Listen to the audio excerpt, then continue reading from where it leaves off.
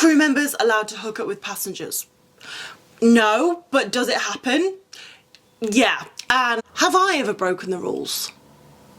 Yeah. So as you might imagine, every cruise line is going to have a different set of rules when it comes to this topic. So of course, Disney Cruise Line is going to be a lot stricter than Virgin Voyages, which is an adults only cruise line, but they all have one thing in common, and that is no hooking up. Things that might vary from cruise line to cruise line are things like exchanging numbers and social medias, drinking alcohol together, going for dinner, exchanging gifts, hanging out in port together. But yeah, there is definitely no cruise line out there that is okay with their crew members getting busy with a passenger. So secondly, why do cruise lines have these rules? Why is this rule in place? Well, to be quite frank, cruise lines are a business and they will do anything to protect profit. So having this rule in place that passengers are not allowed to fraternize with crew members prevents any bad experiences arising, which could affect profit margins. But of course, another reason that these rules are in place are to protect both the passenger and the crew member. I remember a few years ago, I had a friend that got really friendly with the passengers, so they exchanged numbers so that they could stay in contact.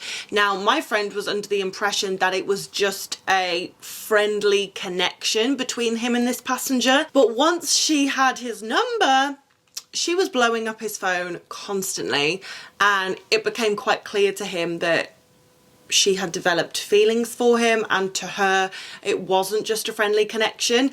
And at that moment he was like, oh my god, why did I give her my number? Because now this is all a bit weird and a little bit hard to get out of. And that was without any funny business. They had just been talking throughout the cruise and exchanged numbers. So you can imagine, for those people who do take it that step further and do go over to the dark side, well, it's great if everything goes to plan. But it happens more often than not that the crew member and the passenger, if they do engage in this, they're not on the same page. And one of these parties will get their feelings or their ego hurt. And it's at this point you see someone's true colours come out. And that's when accusations might be made, conversations need to be had, reports might be filed, and the crew member is gonna get in trouble. And ultimately, this brings us back to the cruise line wanting to save money. Because if a crew member and a passenger do spend time together and it does get messy, the cruise line may have to fire the crew member, which will cost money. The passenger is probably never going to cruise on that cruise line again if they've had a bad experience, which will cost the cruise line money. If there is an accusation made and an investigation needs to take place, this is going to take up the time of the onboard security officer and potentially people in head office. And of course, there is a risk of things becoming public. If something goes bad and the passenger or the crew member decides to take to social media and make the situation public, this could damage the reputation of the cruise line.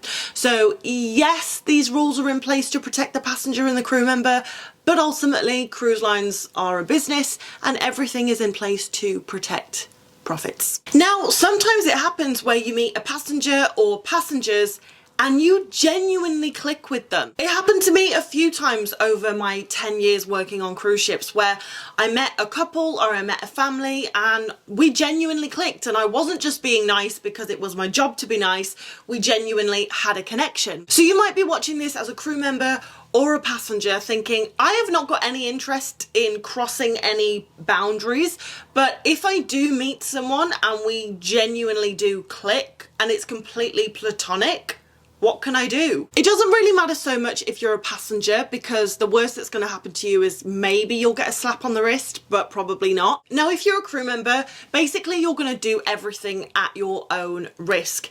You will have to take into consideration the policy of the cruise line you are working for. So on most cruise lines, you're not supposed to exchange social medias or phone numbers, but people do. So now I'm going to give you some advice from someone who has experienced both sides, but we'll get to that in a minute. If you go on a cruise and you meet a crew member and you really feel like you connect with them, what I need you to remember is this crew member is working on a cruise ship for 6 to 9 months at a time, and they are meeting hundreds of new people every single week. So while this might be a new exciting connection for you that doesn't happen very often, for them, this is probably a regular occurrence that they meet someone who they really gel with. And I think this is where passengers who do either become friends or hook up with crew members get it twisted. What's really new and exciting for you is pretty standard practice for the crew member. So if you're going to cross that line with a crew member, which first off, I do not recommend you do. I do not recommend you do this. But if you have decided that you're going to, I need you to know that it is not going to be a long-term thing. This is not something that's going to turn into anything, most likely. I have never heard of a crew member and a passenger meeting and it developing into something else. So if it's something you're going to do, you need to go into it knowing that it is what it is and you're probably never going to see this person again. And my advice to crew members is don't do it. It is not worth the risk. During my time at sea, I have seen so many situations like this go sideways, and they all said the same thing. It wasn't worth it. Which makes me a bit of a hypocrite, but at the end of the day, I think it just depends how much you value your job. I remember this one guy who came on board, he just started his contract, and then the first few days of being on board, we got into a conversation and he told me how he'd been applying to work on cruise ships for years, and he got the job like 8 months ago, but it had taken 8 months for him to actually get on board, and it was such a dream that he was now on board. But 1 week into his contract, he decided to get busy with a passenger, and let's just say he was not as he wasn't very discreet about it. So a week after this incident, he got fired. He got sent home.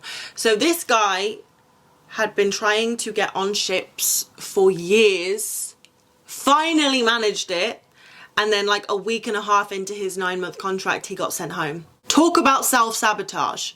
And a wise man learns from other people's mistakes. So I think we can all take something from that little story. But now getting on to myself, have I ever broken the rules? Yeah. I was on board for 10 years. I met a lot of people. But it is not what you think. Get your head out of the gutter. But I did technically break the rules. I am still great friends with some people I met on cruise ships when I was a crew member and they were a passenger. One of which I actually recently visited in New York. We met when he was cruising on Virgin Voyages. He's a passenger, I'm a crew member. There was a family that cruised on Disney Cruise Line and we became very good friends and are still very good friends to this day. So yes, I have exchanged numbers, I have exchanged social medias, I have accepted gifts, I have even visited a few passengers that I met on board. So yes, technically I have definitely broke the rules a little over the years, but I have never taken it to the ultimate level. Not because I'm a saint by any means, but I'm just not wired that way. Like the thought of risking my job for something that fleeting, it's just not something that would ever be worth it to me. But thank you so much for watching, guys. I really hope you have enjoyed this video. If you have, then please give it a thumbs up and consider subscribing because I put out new videos every Sunday. And I hope you take heed of this advice when you are either going on your next cruise or going on your next cruise contract. I hope you have had a great weekend. I hope you have an even better week ahead. And as always, guys, I will see you in the next video.